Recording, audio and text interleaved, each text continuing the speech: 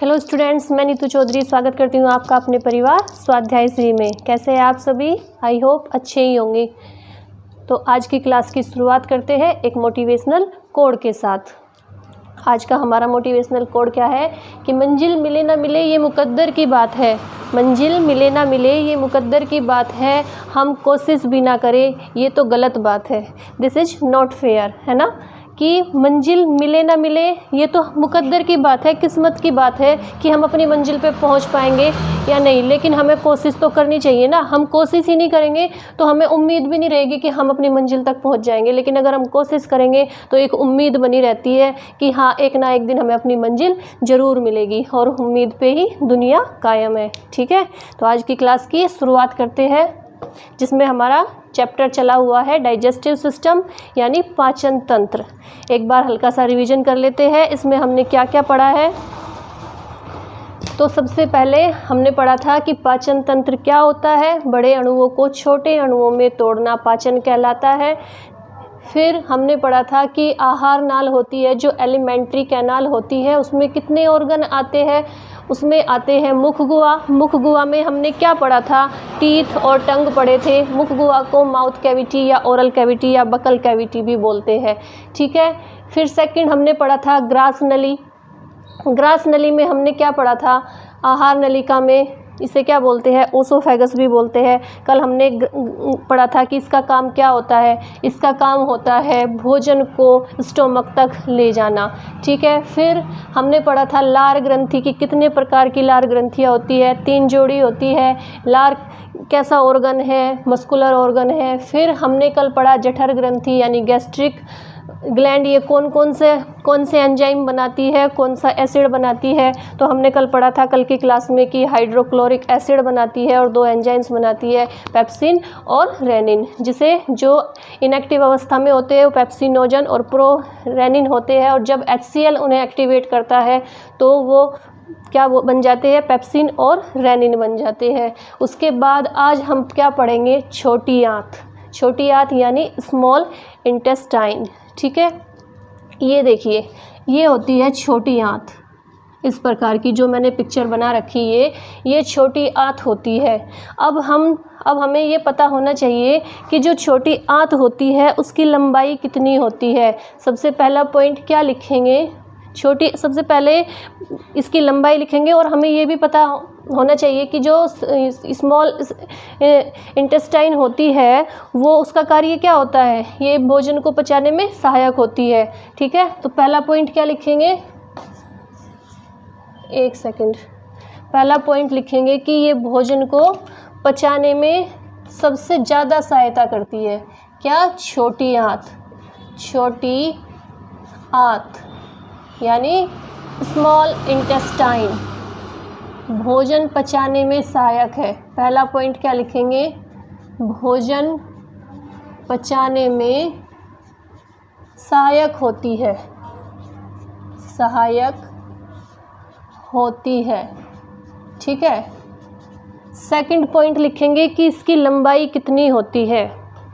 ये देखिए, ये जो बनी हुई है छोटी आंत, ये कितनी लंबी होती है? इसकी लंबाई कितनी होती है? तो इसकी लंबाई होती है 6 से 6.5 मीटर। इसकी लंबाई 6 से 6.5 मीटर तक होती है। 6.5 मीटर तक होती है। ठीक है, और जो लार्ज इंटेस्टाइन होती है, जो बड़ी आंत होती है, उसकी लंबाई कितनी होती है? उसकी लंबाई होती है 1 मीटर। अब आप बोलेंगे कि आप बोल तो रहे हो कि ये छोटी आंत है और वो बड़ी आंत है, लेकिन इसकी लंबाई आप 6.5 मीटर बता रहे हो और उसकी लंबाई आप 1 मीटर बता रहे हो। तो ये क्यों है? क्योंकि ये जो छोटी आंत होती है इसका व्यास होता है, जो डियोमीटर होता है, वो कितना होता है? 1 इंच होता है। ठीक है, और बड़ी आंत की लंबाई 1 मीटर होती है, लेकिन उसका व्यास क्या होता है? उसका व्यास चारों तरफ का वो ज़्यादा होता है, और इसकी लंबाई 6.5 मीटर होती है, लेकिन इसका व्यास कितना होता है? इसका व्यास होता है 1 सेकंड, मार्कर नहीं चल रही। इसका व्यास 1 इंच होता है।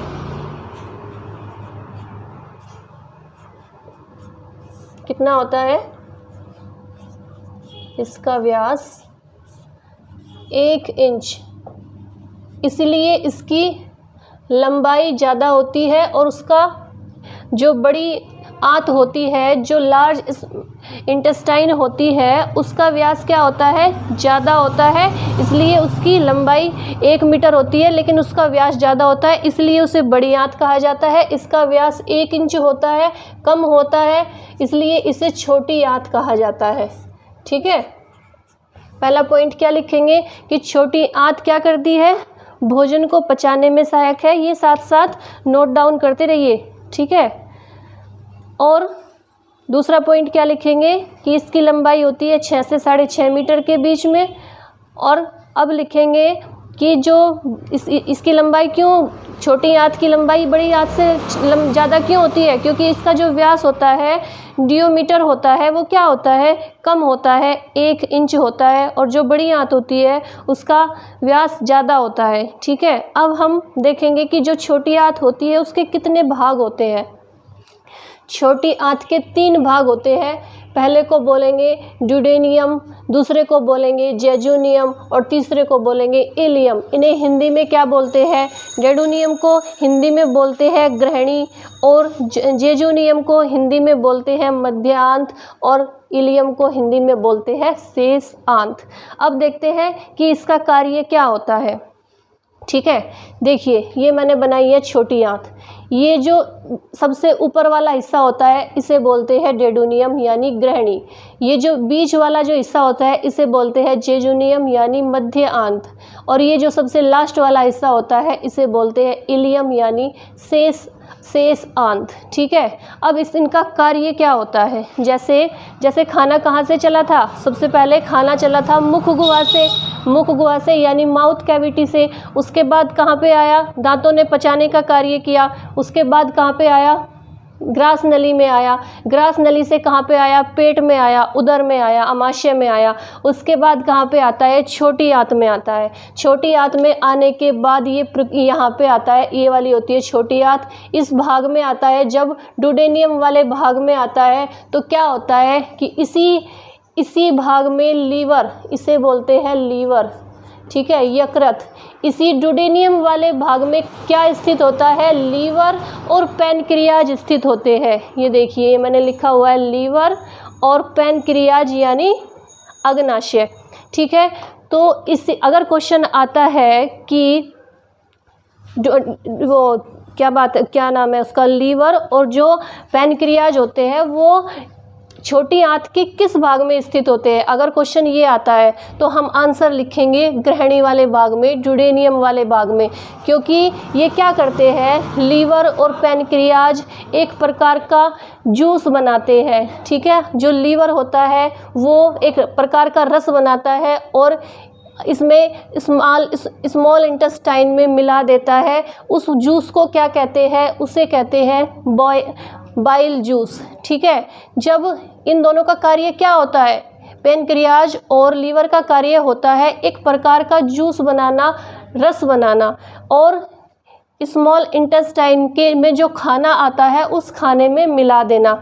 कहाँ से मिलाता है? इस नली के थ्रू लीवर यहाँ पे इसमें क्या मिलाता है? रस को मिलाता है। और जब वो रस ज़्यादा इकट्ठा हो जाता है, ज़्यादा मात्रा में इकट्ठा हो जाता है तो वो इसमें इकट्ठा हो जाता है। इसे क्या बोलते हैं? इस थैली को बोलते हैं पित्ताशय या गॉल ब्लैडर या पित्त की थैली। भी आपने सुना होगा कि पित्त की थैली में पथरी हो जाती है, आपने ये सुनी होगी बीमारी। तो जब लीवर ज़्यादा रस बना देता है, कौन सा रस, कौन सा जूस? बाइल जूस बोलते हैं उसे। जब वो ज़्यादा इकट्ठा हो जाता है तो वो उसे कहाँ पे स्टोर करके रखता है? पित्ताशय में स्टोर करके रखता है, गॉल ब्लैडर में स्टोर करके रखता है, पित्त की थैली में स्टोर करके रखता है। वो यहाँ से इस नली के द्वारा छोटी आंत में इस रस को मिलाता है और इसी ड्यूडेनियम पे स्थित होता है पैनक्रियाज यानी अग्नाशय। ठीक है, तो पहले हम क्या पढ़ेंगे? पहले हम लीवर के बारे में पढ़ेंगे। ठीक है, कि लीवर का कार्य क्या होता है और इसका अध्ययन क्या कहलाता है। ठीक है, सबसे पहले हमें पता होना चाहिए कि लीवर का अध्ययन कहलाता है हिपेटोलॉजी। लीवर का अध्ययन क्या कहलाता है? सबसे पहले हम क्या डालेंगे? लीवर डालेंगे। लीवर यानी यकृत, यकृत। ठीक है, अब आपने सुना, क्वेश्चन पढ़ा भी होगा कि हमारे शरीर की सबसे बड़ी ग्रंथि कौन सी होती है? लीवर होती है। ठीक है, लेकिन सबसे पहला हम पॉइंट क्या लिखेंगे कि जिसमें लीवर का अध्ययन किया जाता है उसे क्या बोलते हैं? लीवर का अध्ययन क्या कहलाता है? फर्स्ट पॉइंट लिखेंगे कि लीवर यानी यकृत का अध्ययन हिपेटोलॉजी कहलाता है। क्या कहलाता है? अध्ययन हिपेटोलॉजी, हिपेटोलॉजी। ठीक है, इंग्लिश में भी इसे हिपेटोलॉजी ही बोलते हैं, हिपेटोलॉजी। ठीक है, कहलाता है। फर्स्ट पॉइंट क्या हो गया कि लीवर का अध्ययन क्या कहलाता है। सेकंड पॉइंट लिखेंगे, ये हमारे शरीर की सबसे बड़ी ग्रंथि मानी जाती है। लीवर हमारे शरीर की सबसे बड़ी ग्रंथि कौन सी होती है? लीवर होती है। ठीक है, सबसे बड़ी ग्रंथि क्या होती है? लीवर यानी यकृत। इसे नोट डाउन करते रहिए क्योंकि ये मुझे रफ करना पड़ेगा और फिर आगे का लिखना पड़ेगा। ठीक है, तो क्या होता है कि लीवर का अध्ययन तो क्या कहलाता है? हिपेटोलॉजी कहलाता है। और ये लीवर किससे मिलकर बना होता है? ये लीवर एक ऑर्गन होता है। ये किससे मिलकर बना होता है? ऑर्गन किससे मिलकर बने होते हैं? मैंने आपको सेल जो पढ़ाया था कोशिका, उसमें मैंने बताया था सेल से मिलके क्या बनते हैं? सेल से मिलके ऑर्गन्स बनते हैं। सेल से क्या बनेंगे? जब पहले सेल का निर्माण होगा, उसके बाद टिश्यू का निर्माण होगा, उसके बाद ऑर्गन का निर्माण होगा, उसके बाद ऑर्गन सिस्टम और उसके बाद ह्यूमन बॉडी। ये प्रक्रिया थी ना पूरी। सेल यहाँ पे लिख देते हैं। सबसे पहले सेल प्लस टिश्यू। ठीक है, उसके बाद सेल के बाद क्या बनते हैं? टिश्यू बनते हैं। टिश्यू के बाद क्या बनते हैं? ऑर्गन्स बनते हैं। ऑर्गन्स के बाद क्या बनते हैं? ऑर्गन सिस्टम यानी अंग तंत्र, ऑर्गन सिस्टम। उसके बाद क्या बनता है? उसके बाद ह्यूमन बॉडी का निर्माण होता है, मानव शरीर बनता है। तो जब लीवर एक ऑर्गन है तो ये भी किससे मिलकर बना होगा? ये भी सेल्स से मिलकर बना होगा, कोशिकाओं से मिलकर बना होगा।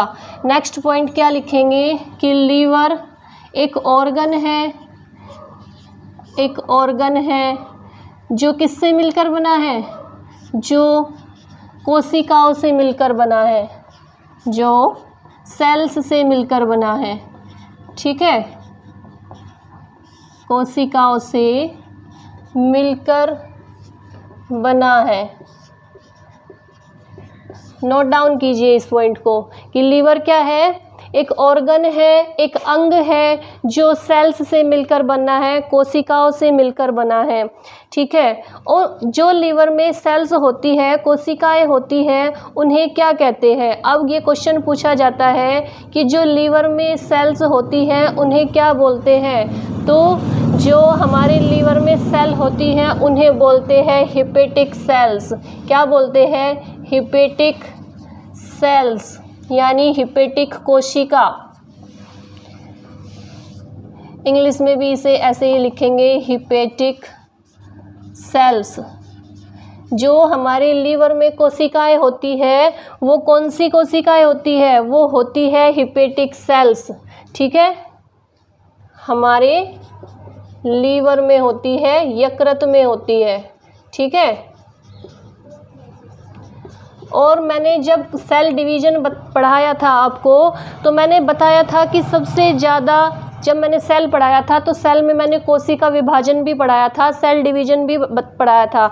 तो मैंने उसमें बताया था कि सबसे ज़्यादा सेल डिवीज़न किस में होता है? तो सबसे ज़्यादा सेल डिवीज़न लीवर में होता है। अगर हमारा लीवर कट जाता है, चोट लग जाती है, तो हमारी कोशिकाएं उससे बहुत जल्दी रिकवर कर देती है।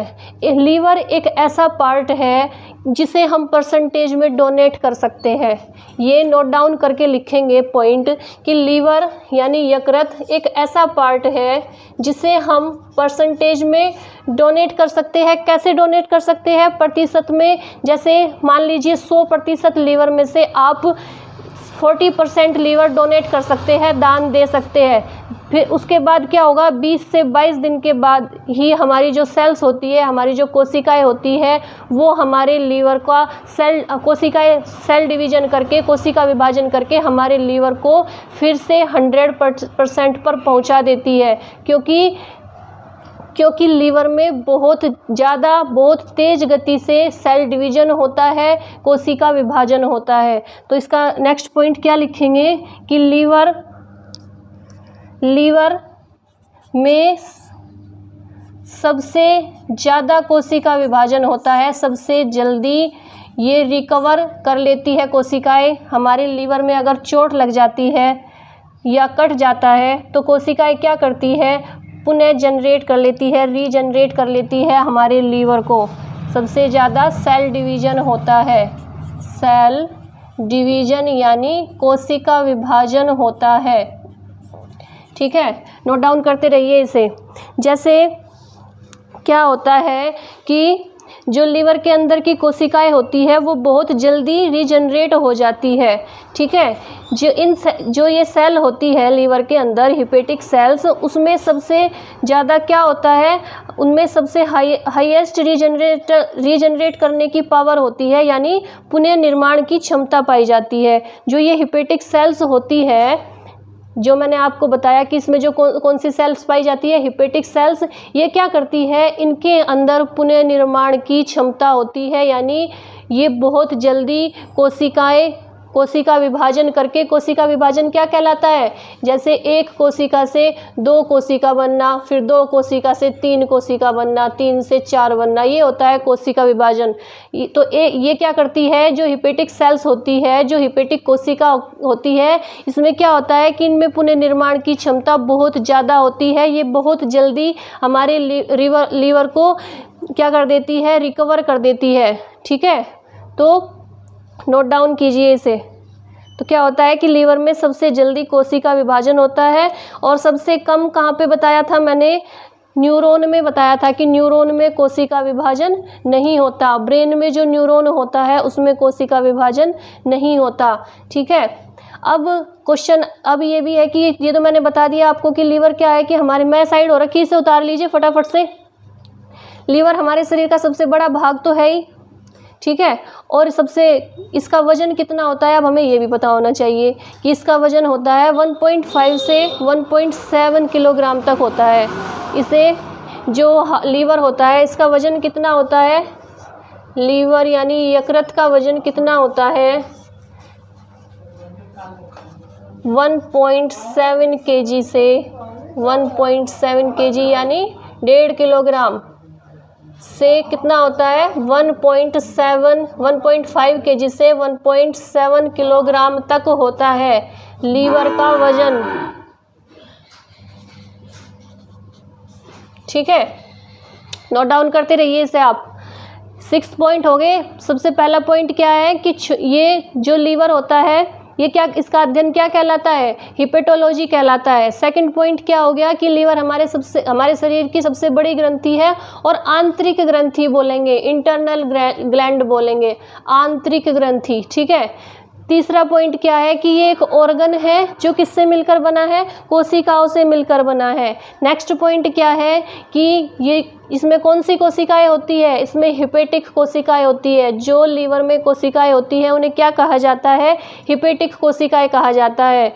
नेक्स्ट पॉइंट क्या है कि लीवर में सबसे ज़्यादा सेल डिवीजन होता है, कोशिका विभाजन होता है। इसमें पुनः निर्माण की क्षमता बहुत ज़्यादा होती है। ये हमारे लीवर को बहुत जल्दी रिकवर कर देती है। और लीवर का वजन कितना होता है? 1.5 किलोग्राम से 1.7 किलोग्राम के बीच होता है।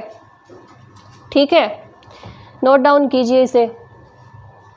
अब जो मैंने बताया कि जो लीवर के द्वारा, ये लीवर है, जब मैंने बताया कि जब छोटी आंत में खाना आता है तो लीवर क्या करता है, लीवर एक प्रकार का जूस बनाता है, उस जूस को इस नली के माध्यम से छोटी आंत में पहुंचाता है।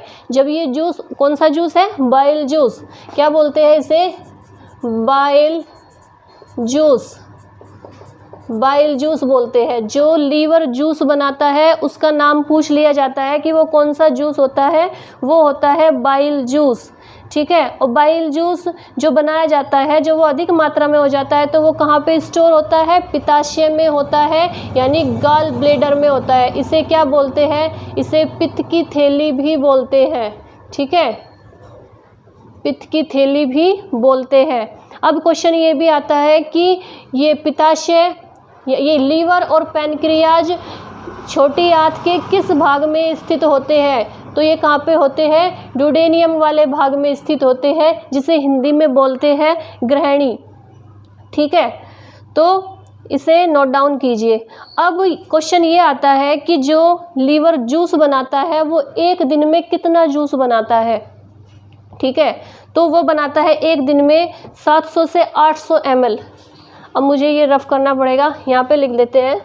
नेक्स्ट पॉइंट 7 पॉइंट लिख लेते हैं कि जो लीवर होता है वो एक दिन में कितना रस बनाता है, कितना जूस बनाता है। एक दिन में जो बाइल जूस बनाता है, बाइल जूस, ठीक है, याद रखेंगे इस जूस का नाम, बाइल जूस कितना बनाता है, 1 लीटर, सॉरी 700 से 800 ml के लगभग, 700 ml से 800 ml के बीच बनाता है, ठीक है।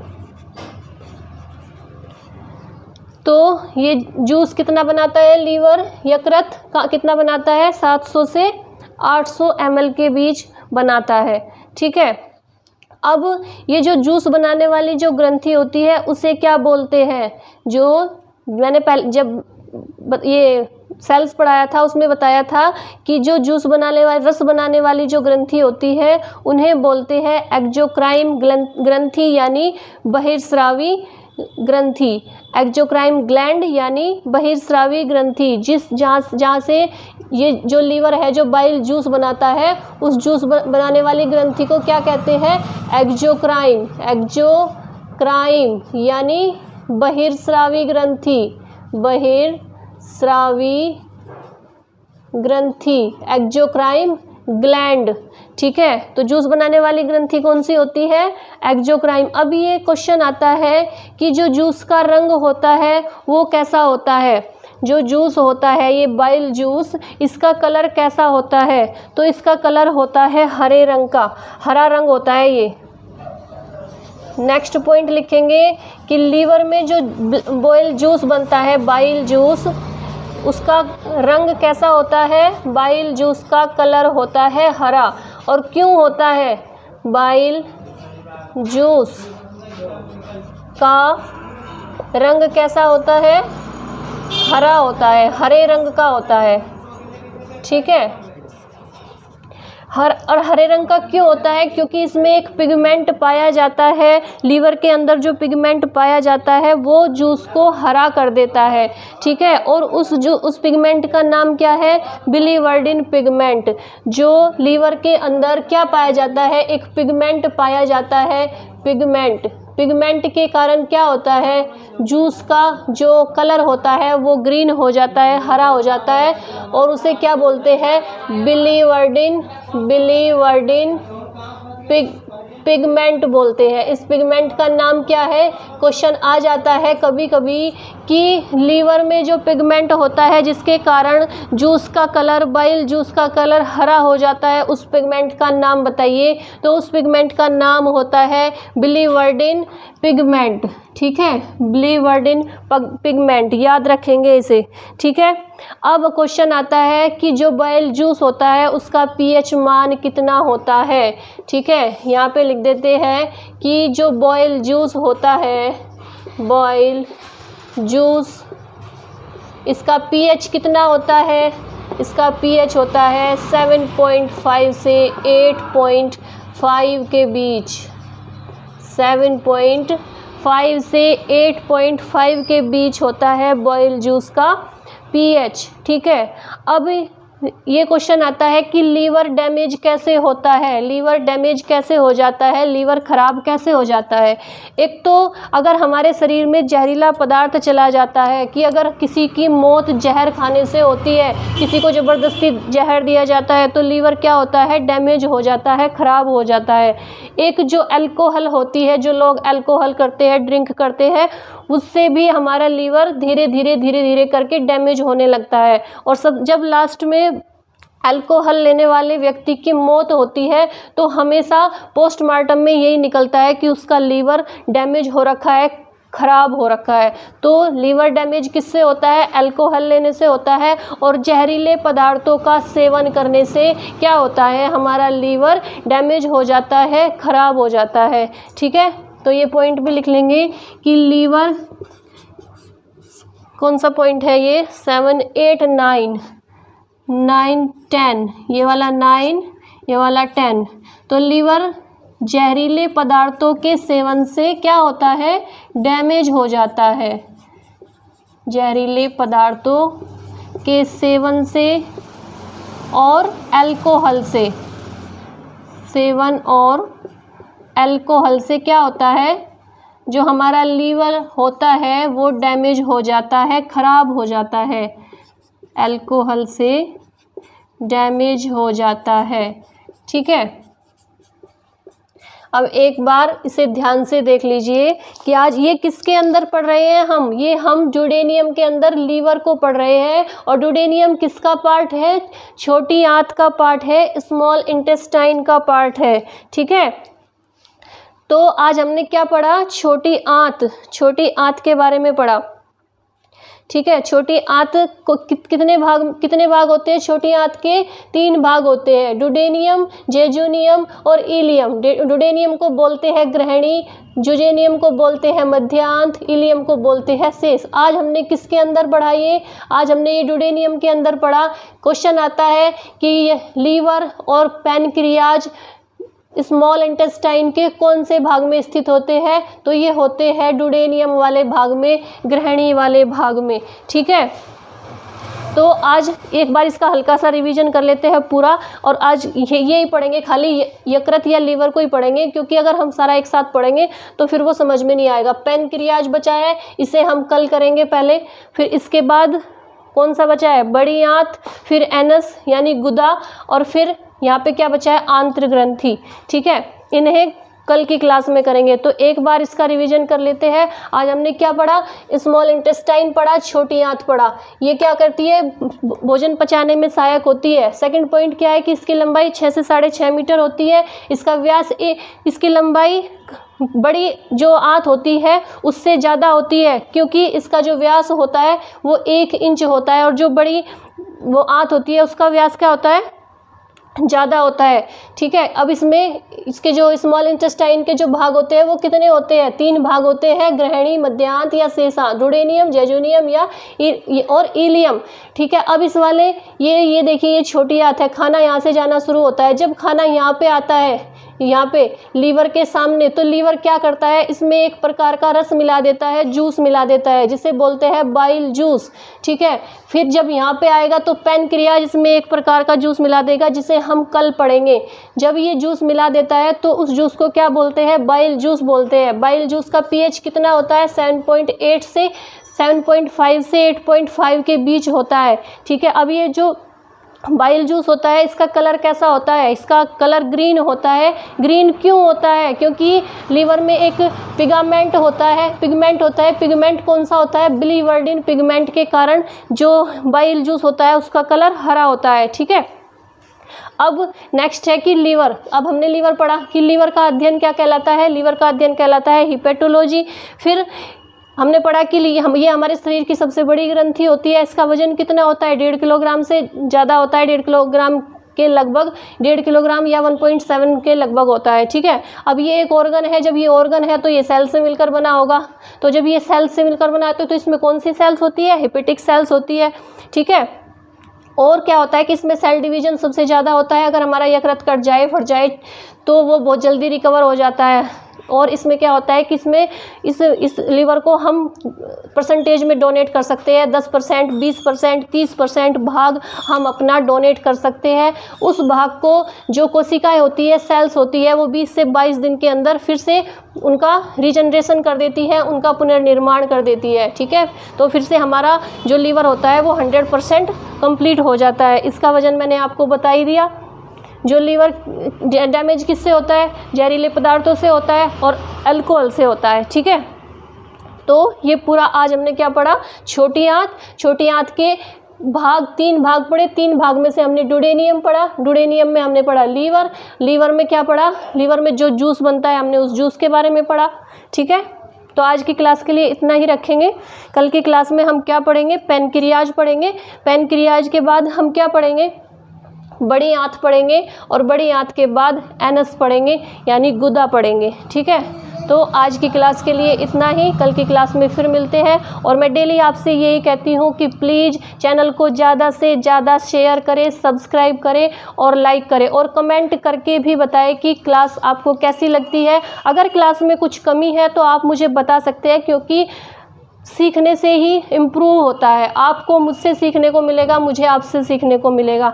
तो आज के लिए इतना ही। धन्यवाद। जय भारत, जय हिंद, जय भारत।